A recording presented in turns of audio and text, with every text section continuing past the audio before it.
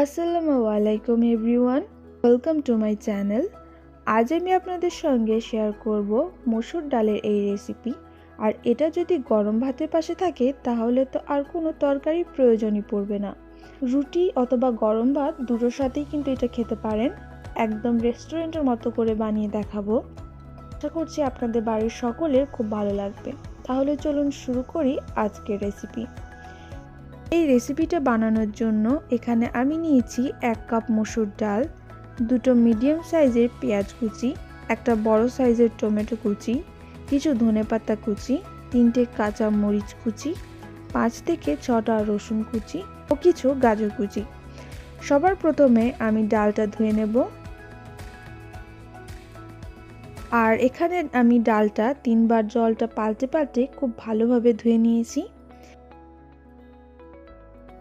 এবার আমি গ্যাসে প্রেসার কুকার বসিয়ে দিলাম ও এতে দিয়ে দিচ্ছি 2 টেবিল চামচ সরষের তেল।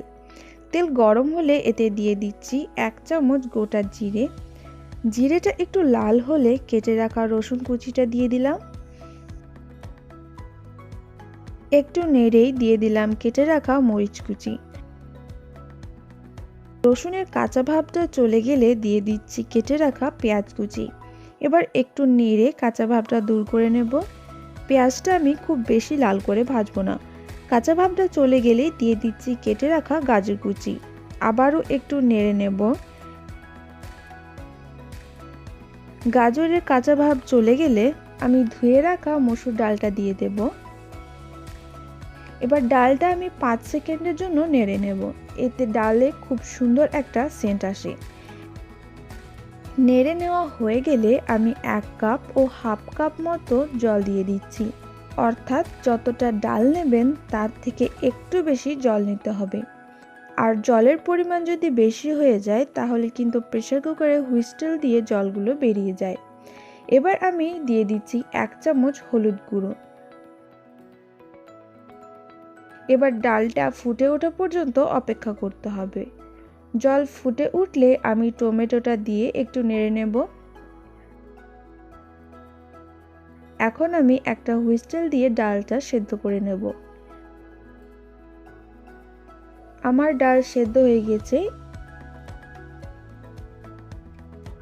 এবার আমি ধনেপাতাটা দিয়ে নেড়ে নেব। ধনেপাতার পরিমাণটা একটু বেশি দেবেন, এতে টেস্টটা খুব ভালো আসে। সবার শেষে স্বাদমতো লবণ দিয়ে নেড়ে নামিয়ে নেব। এই তো তৈরি হয়ে গেল একদম রেস্টুরেন্টের মতো ডাল ফ্রাই। খেতে অনেক টেস্টি হয়, ভাত বা রুটি দুটোর সাথেই খেতে অসাধারণ লাগে। বাড়িতে অবশ্যই একবার ট্রাই করে দেখবেন। আর রেসিপিটা আপনাদের কেমন লেগেছে আমাকে কমেন্ট করে অবশ্যই জানাবেন। এরকম আরও নতুনত্ব রেসিপি দেখার জন্য আমার চ্যানেলটিকে সাবস্ক্রাইব করে নেবেন।